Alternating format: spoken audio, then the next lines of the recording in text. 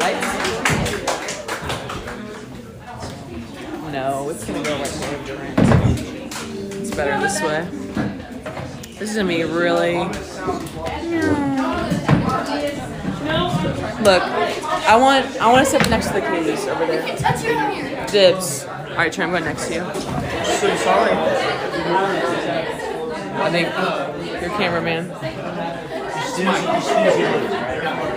Should we get down a little more? No, I think it's okay. I think it's okay. Oh, Jesse, trying to.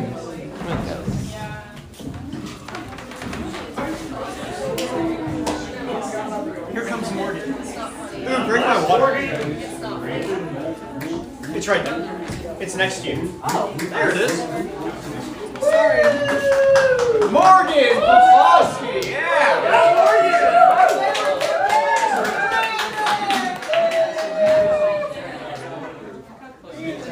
How cute.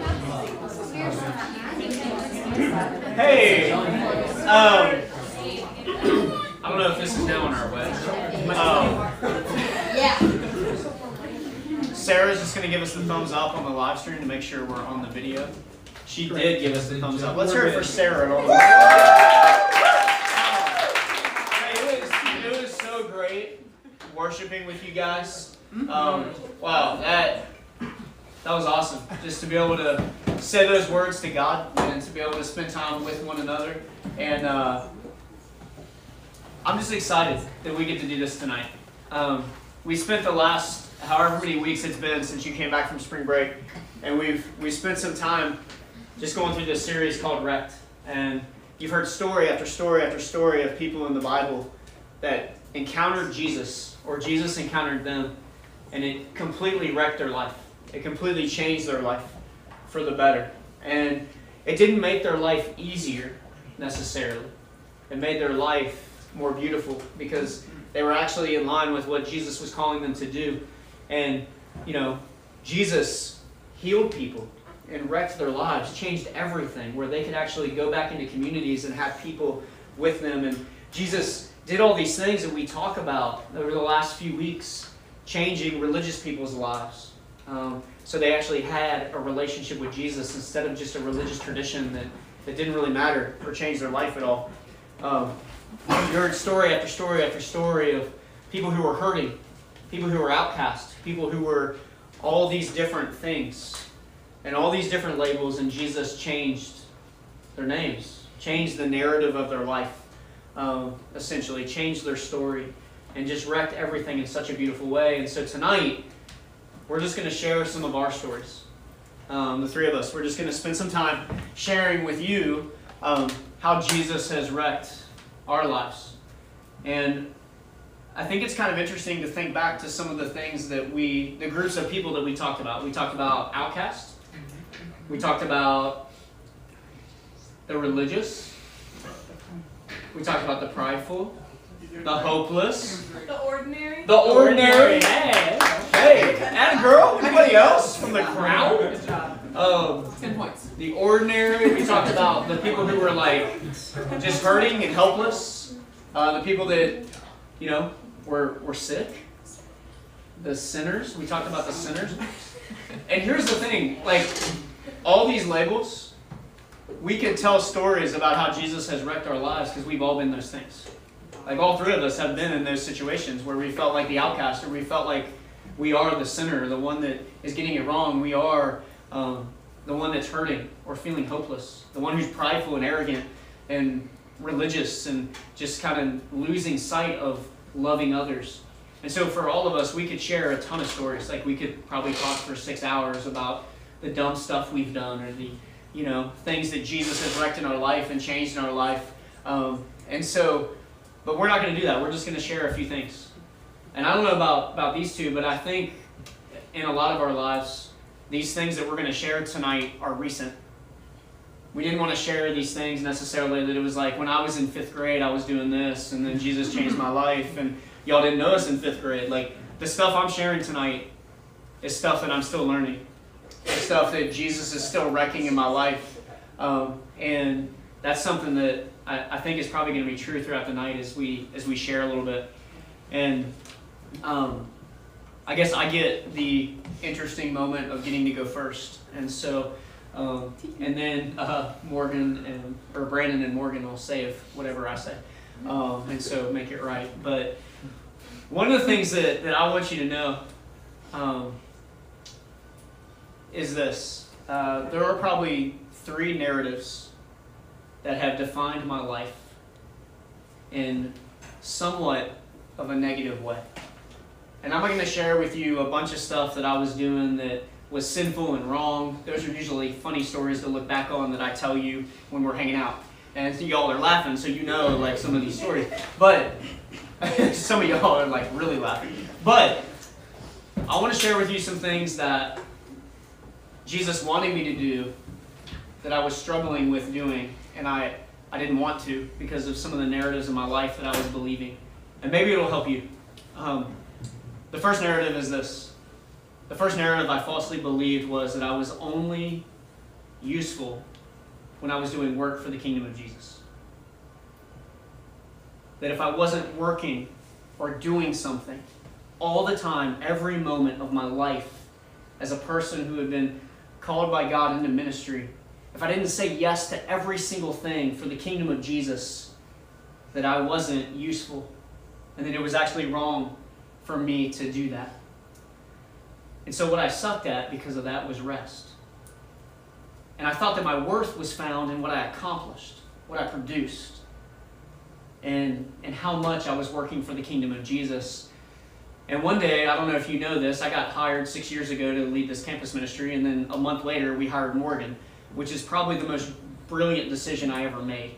Right? Amen? Yeah. Amen. Right. And so here's the thing. About a year in, we're sitting in that office right there, and she looked at me and said these words: "You suck at rest." And now I think a few years later, it might have been stronger words, like there might have been some real curses in there, but that's neither here nor there. But she looked at me and said, "You suck at rest." And you know what? It makes me feel like I can't rest either, because you're not leading me to rest or to Sabbath. And so over the last few years, it's been a struggle, I think, for both of us to embrace this Sabbath that Jesus talks about, that God talks about. The verse, "Remember the Sabbath and keep it holy," was not the narrative of my life. "Produce and work and accomplish things till you die" was the motto or the narrative of my life. And I ignored Jesus' desire for me to rest and take Sabbath. And it hurt my life. It hurt my life. And so Jesus wrecked that in my life through Morgan and some other people. And I picture this like in the office. And I picture Morgan sitting down with me and saying, "You suck at rest." And Jesus just kind of in the other chair in the corner going, "She right, bro. She right. That's right." And like I could just picture him in like his tunic and Birkenstocks and just doing the thing. And so, holy shit. And so now the narrative of my life is Jesus is trying to wreck that. And part of me goes into that kicking and screaming. I actually still kind of hate it. But I know Jesus wants me to rest and take Sabbath and to stop. And so sometimes I like to wake up really early. And sometimes lately I've just been staying in bed. And I'm like, I'm not getting out of bed till 7. And it's like 5:30. And I'm like, this sucks, God. and I'll pray, or I'll read, or I'll do something that's actually valuable in resting. And so that's one of the narratives that has defined my life. I think another one is this: that because I'm a follower of Jesus, I have to be certain all the time. And I can't doubt. So a narrative of my life for a long time was, you better know what you believe and why. And you better have an answer for everything, because you are in this position and you're a follower of Jesus. And if you don't have an answer for everything, people are just going to not believe in Jesus because of you. That's not a true narrative. Certainty and hope are two different things. And I think for a lot of us, we've tried to hold on and be certain about all the things of God.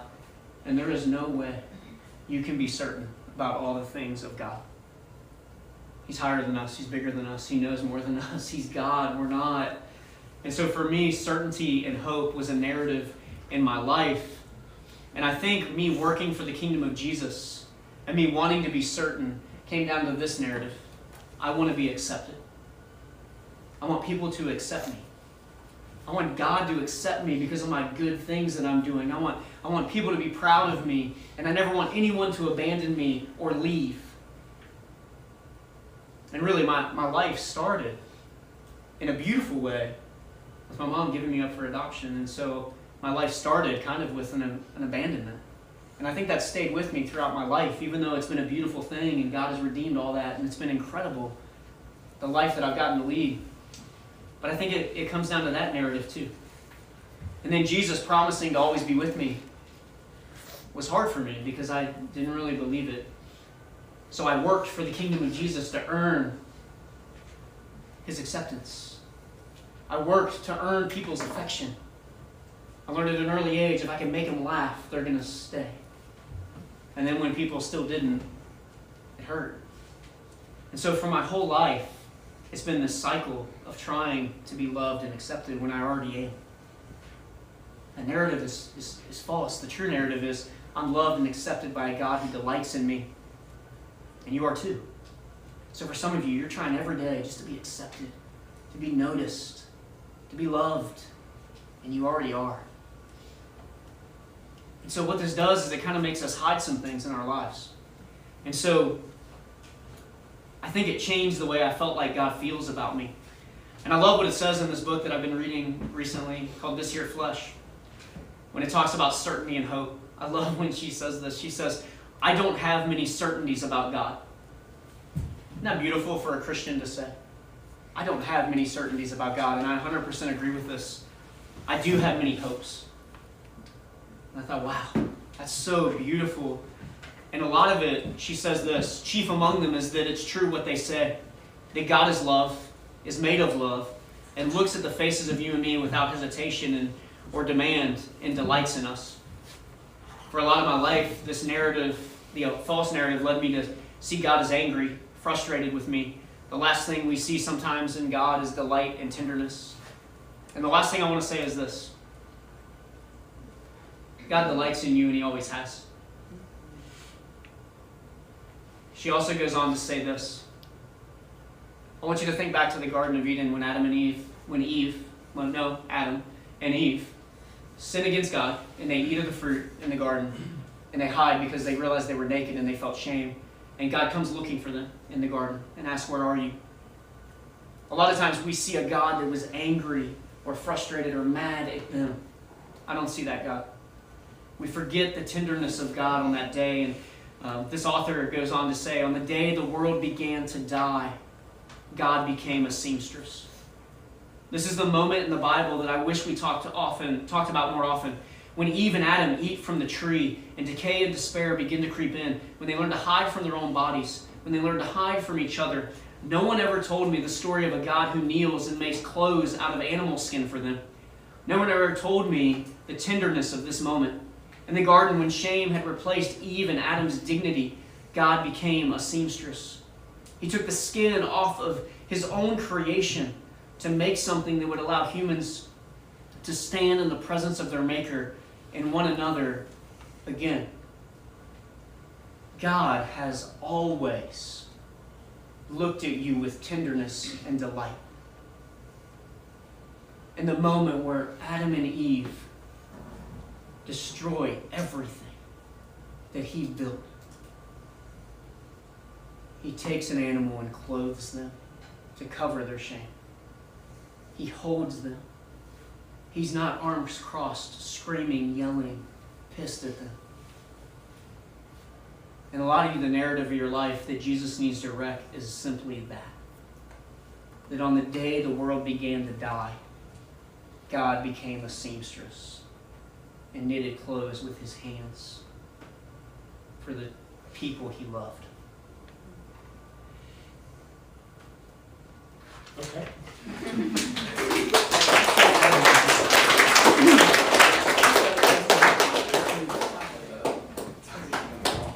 Take that over. I know. It's good. It's good.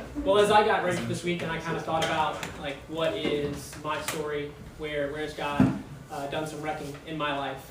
Kind of went back through, and as Mike said, we can all kind of see ourselves in each of the people, like the groups of people that we talked about throughout this whole series. But I would say that the one I really identified with was, the good, the ordinary, at least for the first 3/4 of my life. And that's kind of where I saw myself.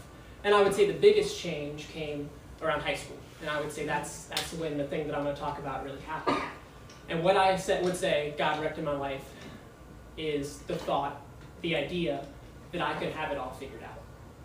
Put more simply, the idea that my plan is going to work out just as I planned it. And as I thought about that, kind of went through how I wanted to say that, before I get to my actual story, I want to read a quick story from the Bible. That really, I see both my old self and my new self in this story.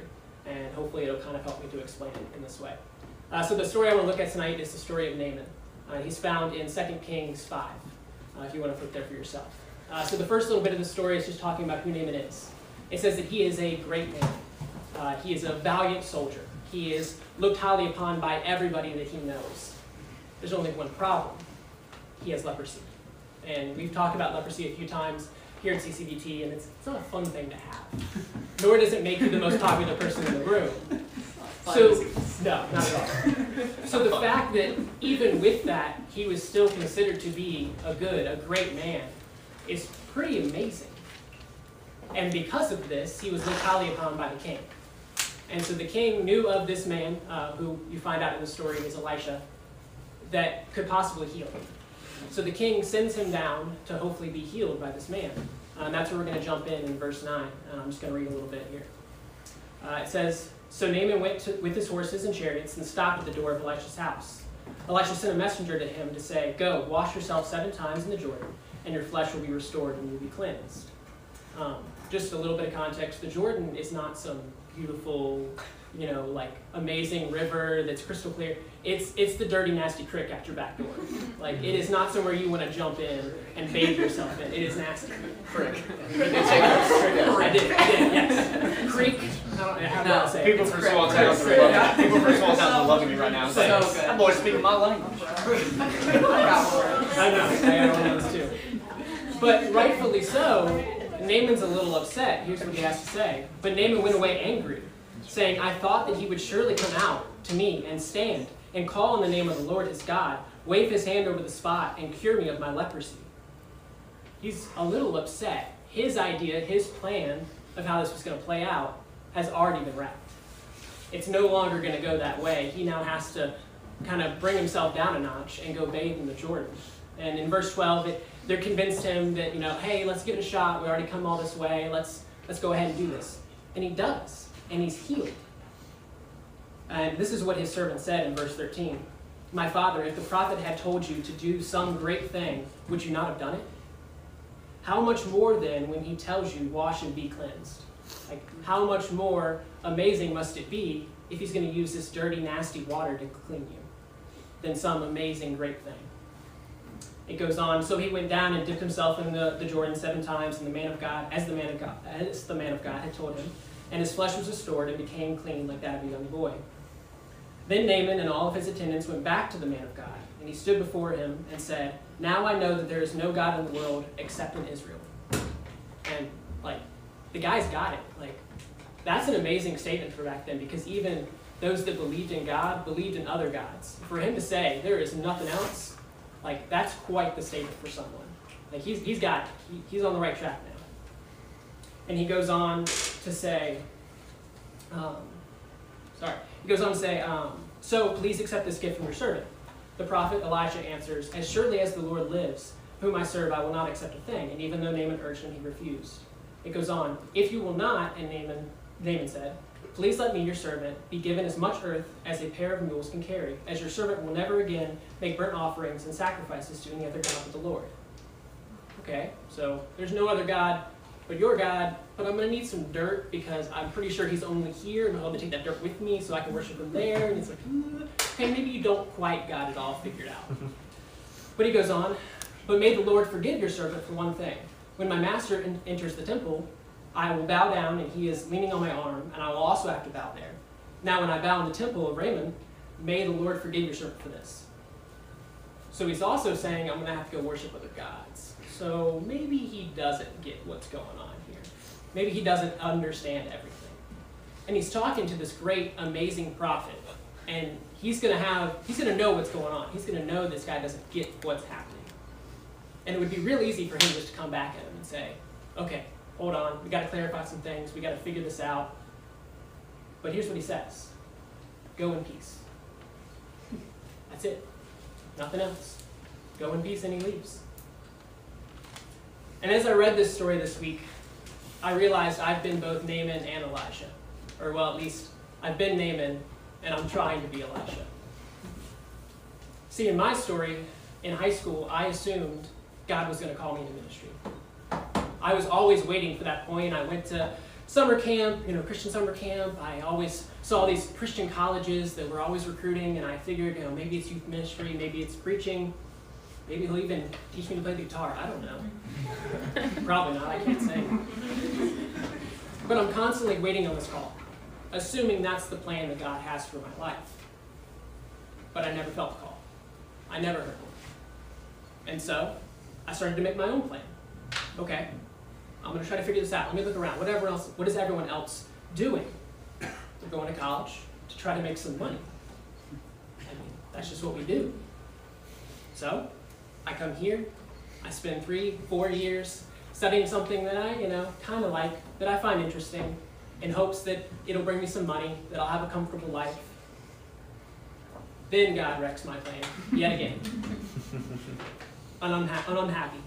I'm discontent with everything that's going on. I don't see my jobs as the job opportunities as anything that I want. I'm not doing great in school. I don't really have a community of people. I don't really have friends anymore. They've all graduated because school's tough and I took a 5th year. I didn't have anybody. And that's how I ended up here. I, by chance, heard someone drop Mike's name while I was at that summer camp, in fact. And I came here right before I ended up finishing college, and I still don't understand how it happened, but they hired me. Don't know why. I asked, they said yes. It didn't really make any sense to me. There might have been bribery involved, I'm not sure. But it was at that point that I realized, now looking at this story, I see myself as Naaman. God has wrecked my plan multiple times. He's ruined what I thought was going to be my plan twice now. And I ended up here.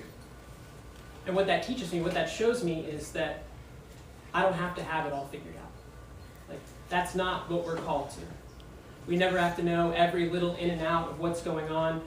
We can simply be figuring it out as we go. The important part is that as we're doing it with God. That we should be looking at that plan as something we're working out together. We should also hold that plan loosely. But this is the thing that really hit me this week, where I still see God wrecking my life in this respect. I flipped the story and I looked at myself in Elijah's shoes. Thinking of myself here in this position, the position that many of you are in, where you're having community with others. You're talking to others about their lives, their walk with Jesus, and you're seeing them get it wrong. You're seeing them not be able to figure it out. But it's easy, and I know because I think this often, that I have to help them figure it out. That I have to fix them or fix their situation. But that's not the case.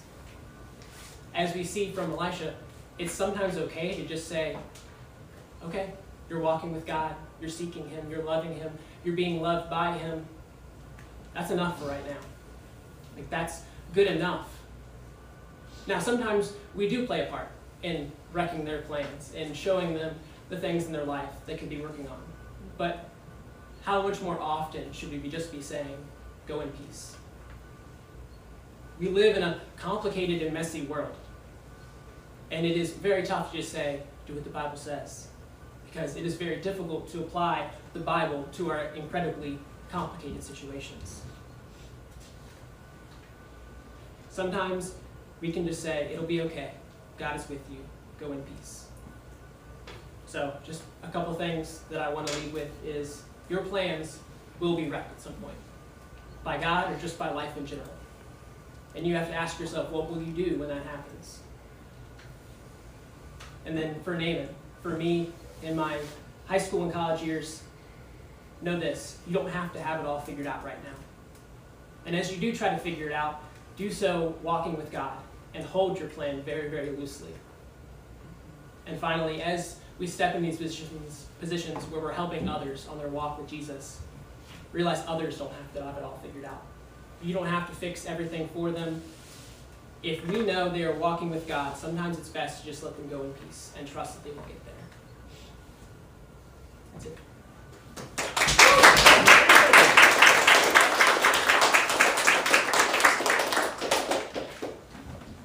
Okay. Dang. Like good.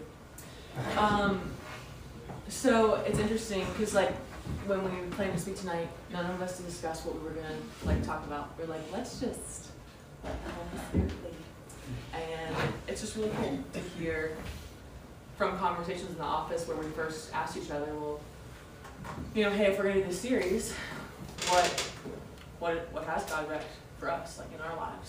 And we all just kind of looked at each other and laughed and said, well, like everything, because none of us plan to be in full-time ministry, obviously, and I mean, every day it seems to be God changing what our plans are, and refining just new and better things in our hearts and with our words and in our minds over and over again, and we just made a really long list, and I mean, you just heard like the wrecking of our plans.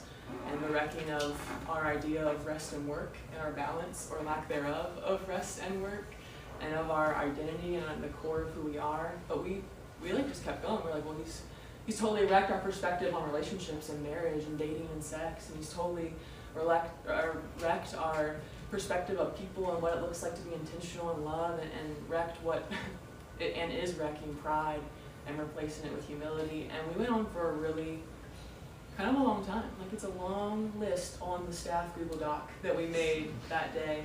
And so it was hard for me to even choose what to talk about. And I mean, like Mike said, I feel like I just mess up all the time. And so I have so many stories I could share. So I'm just going to share a really short one. Because one of the things I feel like Jesus has wrecked, and sometimes has to continue to wreck in my life, is what my definition of success is and what my definition of failure is in my day-to-day. And I don't know if any of you guys have ever experienced this, but when I was in high school, I had one of my teachers tell me that I was going to fail her class before I ever did a single assignment, like just based on meeting me, like, you're going to fail.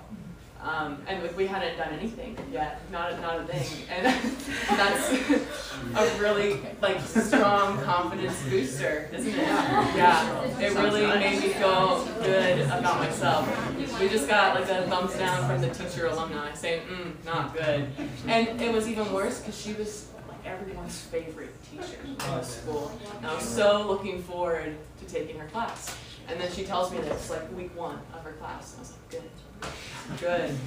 But I remember going home that day, and like that's the day I had like luckily one of my only, but my very first panic attack when I got home.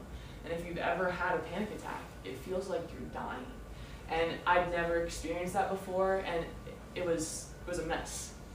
But when I look back on that situation, that feels like the rational side of my brain, even if this isn't fair to my feelings, the rational side of my brain is like, dang, that's a really dramatic response for like one person's opinion of me, or like one person's negative comment about whether I would succeed or not.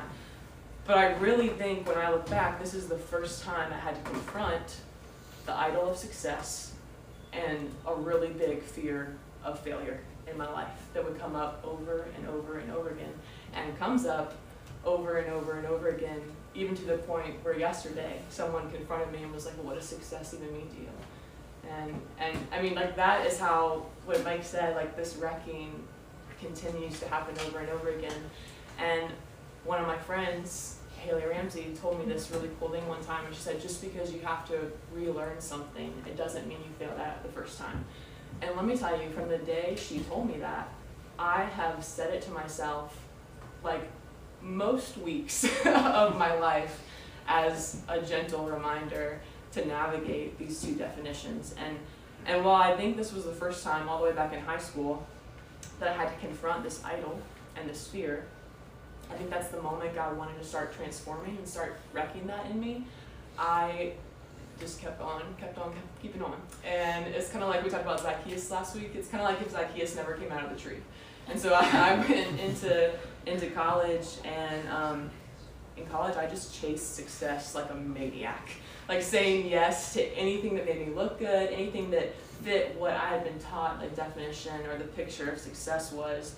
I changed my major like what felt like 100 times because I just wanted to win at college and like do whatever was the best thing I could do to set myself up for success. And I really think the amount of times, like the amount of interviews I did my senior year, it had to have broken like a record.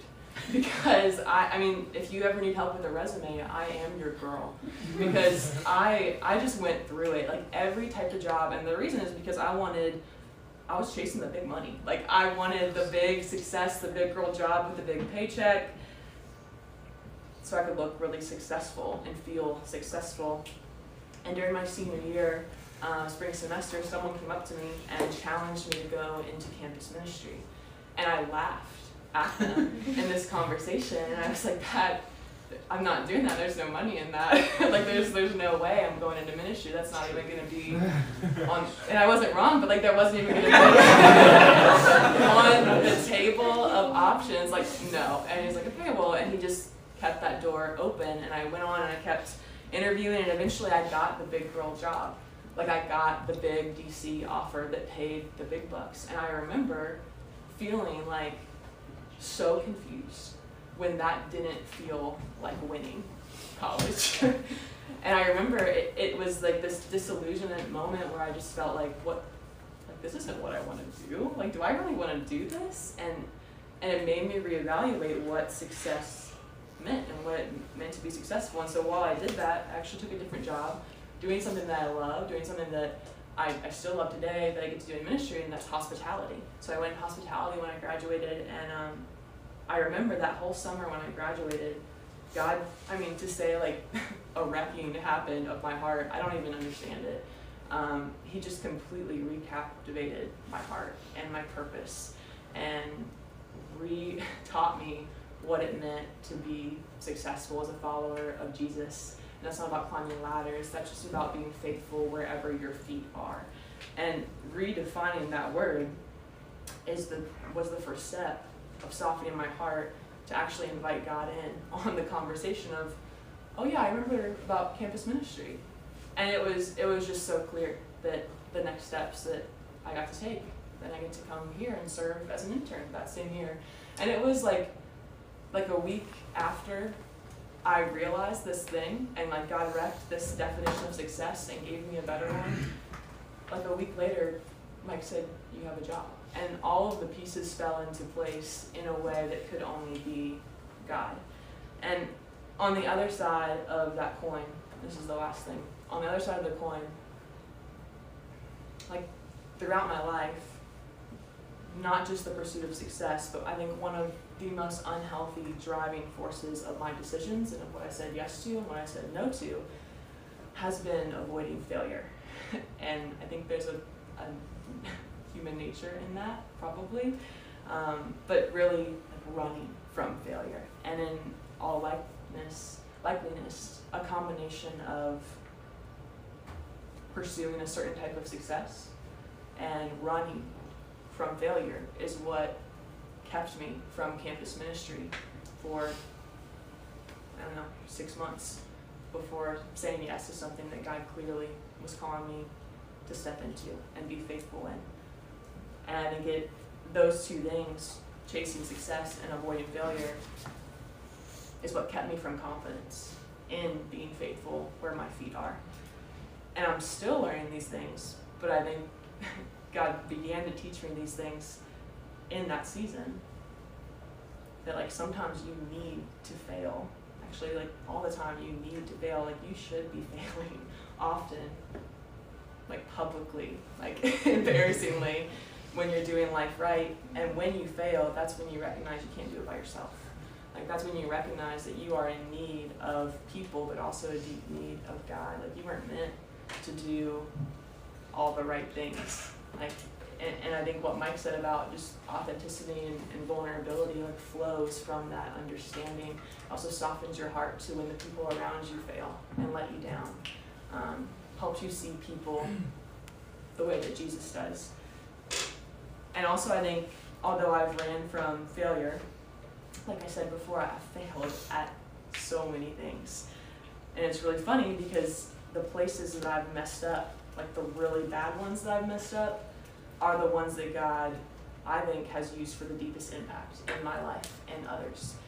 And will you pass me that book back there? It's right here. Oh, thank you. You're welcome.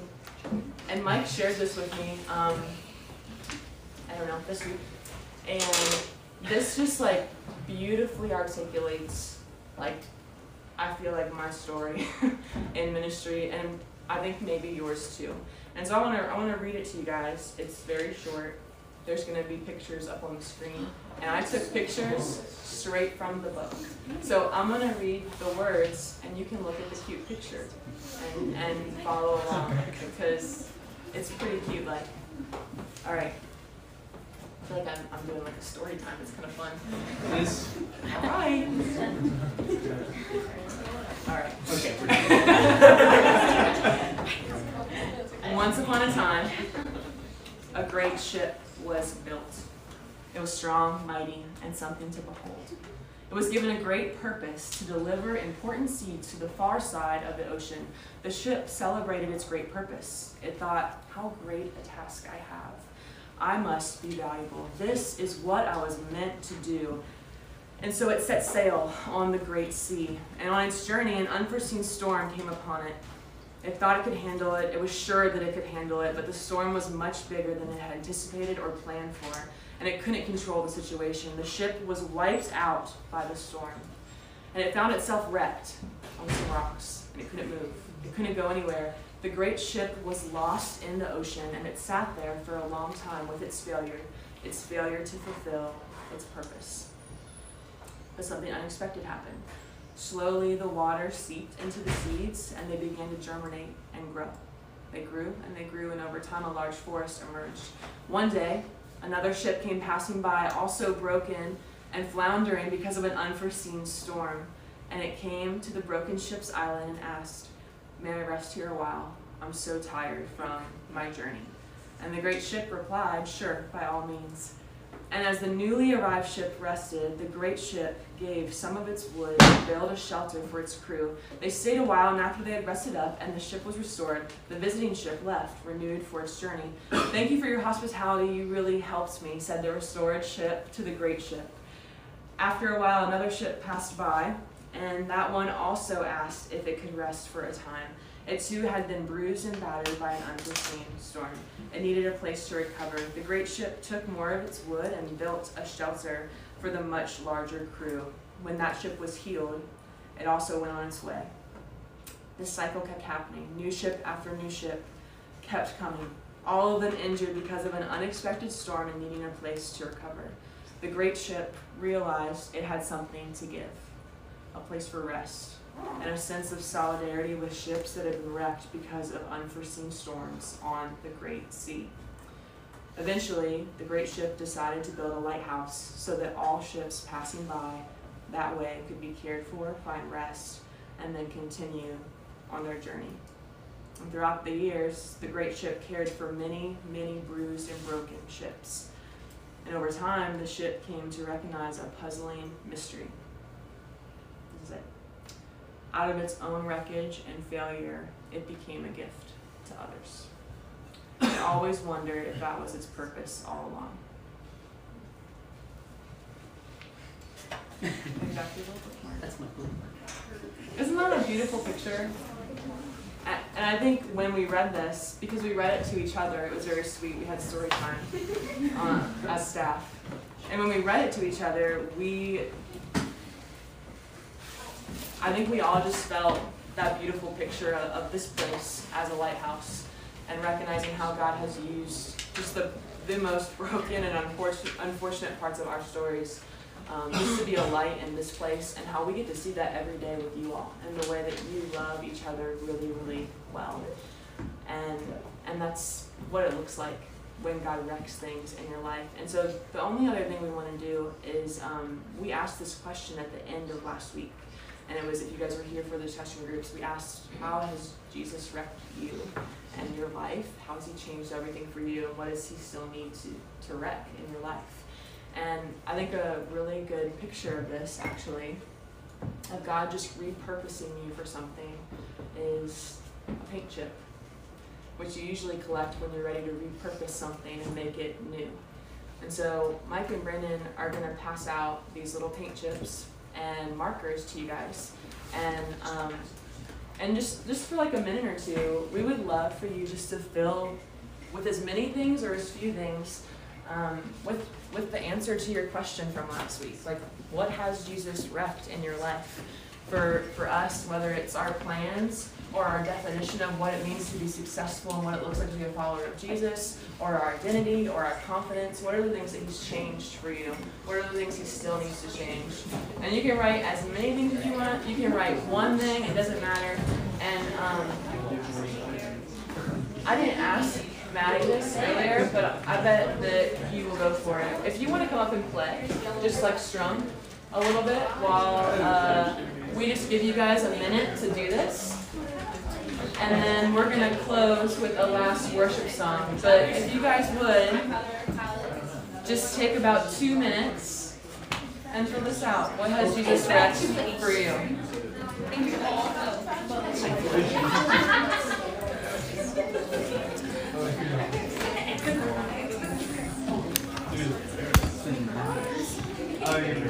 You need a marker? Anybody else need one?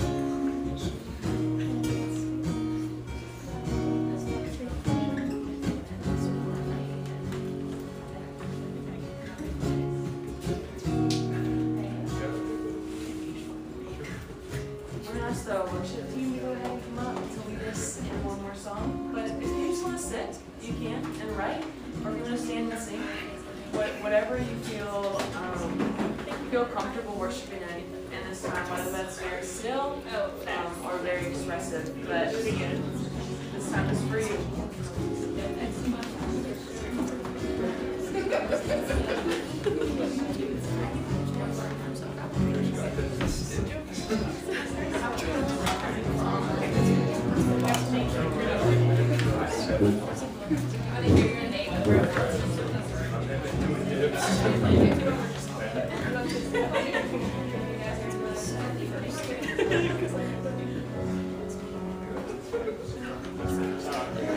This is one that Morgan actually was talking about a few weeks ago. So if you know this one, go ahead and sing along. I personally didn't know this one until she mentioned it.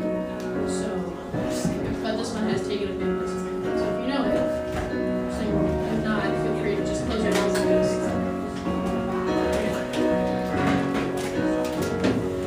Say that you love me, don't say that you love me.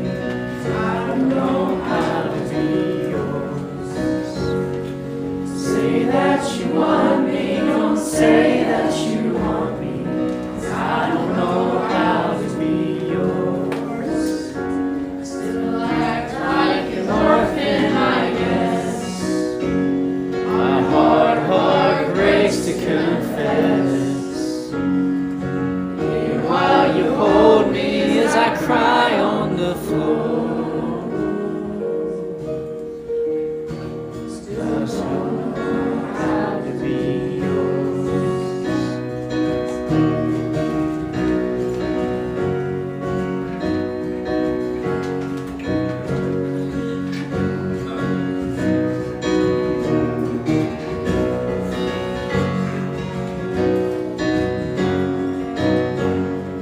Say that you love me, don't say that you love me.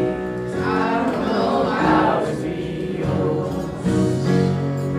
Say that you want me, don't say that you want me. 'Cause I don't know how to be yours. Still act like an orphan, I guess. My heart breaks to confess. Even while you hold me as I cry on the floor. I still don't know how to be yours. Be yours.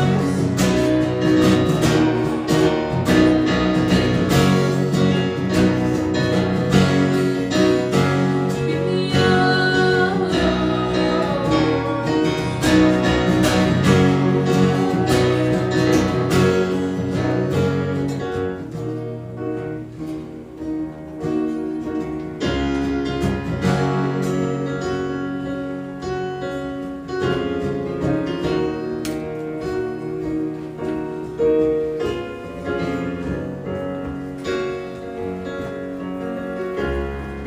Love me or hate me, not going anywhere. Leave me or take me, still bear my signature. Know me or not, seen or forgotten, walking out on you. Love me or hate me, not going anywhere. Leave me or take me, still bear my signature. Know me or not, seen or forgotten, walking out on you. Love me or hate me, not going anywhere. Leave me or take me, still bear my signature. Know me or not, seen or forgotten, walking out on you. Walking out on you.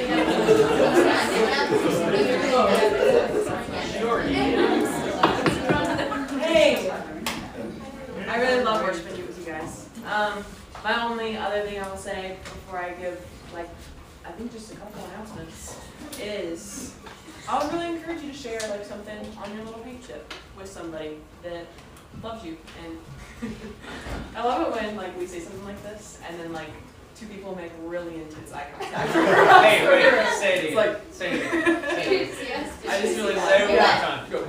Just say it one more time. I'm not going to. I want to make intense eye contact. Who are you going for? Wow, there was winking involved. Wow. You guys couldn't even see it. That was special. Anyway, would encourage you to do that. And we're so glad you guys came tonight because tonight, that's it for the rec series. That's it for normal Thursday night worship for the semester. I don't know if it's like lost on you that you guys are almost done, but really there's only 2 more Thursday nights that we get to spend together. And next week won't be in this room. So next week we have the 2nd annual CCBC formal, and it is gonna be a blast and a half. That's all I can promise you. So it's next Thursday. As you guys know, every Thursday we do dinner and worship, and so next Thursday night, if you want to come to formal, you should probably notice that we're gonna have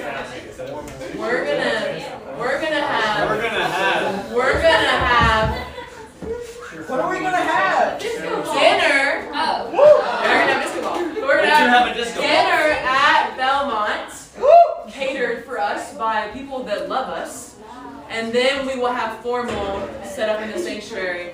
And we have some actual paper, like formal These invitations. are formal for you guys. invitations. And I'll just tell you that Take one of each. that will probably make it weird because it's us, but like this is a great thing to invite friends to. This is a great opportunity just to like maybe get dressed up and just rest and hang out and have a whole lot of fun. And so, yeah, buddy, look out. I'm excited. And all I can say is check social media for when we will be meeting here to carpool over to Belmont. Just like on Thursday night, if you cannot come to dinner, if you can't come to dinner, there will be a ride for you later, so you can come to dancing. And so there will be lots of carpools and rides headed to Belmont if you don't have a car, so that will not be an issue. It's gonna be beautiful. What? Would you like to read the invitation? Should he? I don't know. Somebody's going to do it. Can you do it in an accent? There's potential. And now, Jack Slaughter will read the invitation to banquet. This was written by Nicole Deal. Thank you. Dearest reader, is there anything more thrilling than a night of dancing? It is a great honor that this author invites all to a night in the garden. Dinner is being served at 6 p.m. with light refreshments following. You will be crowned a diamond in the rough. It shall be a most enchanting evening indeed. Yours truly, Sir Michael of Christiansburg. Wow. My favorite part of that was my favorite person in this room saying, "We can read." Bestie, will you go to the CCBT formal with me? Does that mean we can go with your wife? Yes. If you want to ask my wife, you can. But hey, come to that. It's gonna be awesome. Bring friends. We're like serious. You can go out dressing up. Like we're gonna wear, like I'm wearing like a prom dress. I'm wearing a full I'm wearing a suit. full, like you can go. There's a vest in my suit. Yes. I'm going. Prizes. All we can say is it will be a night full of surprises because And enchantments. anything can happen.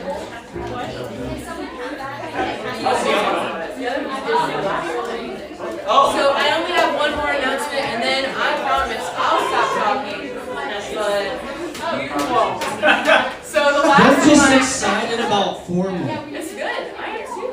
They're excited. There's 2 announcements actually. Well, I only have one more. And Okay, the and other then I'll one go. is maybe you know that reading day is coming up, so it's 2 weeks. So next week's formal, and the following week's reading day. This is very important, a little sad. You can shed your thug tears. Because on reading day, we're going to be honoring and celebrating our seniors here. And so we're going to have a little Take 5 night, but you don't want to miss reading day worship. That's all I got to say. It's going to be a really, really special night. You're going to get to hear from our seniors. And so mark your calendars for 7 p.m.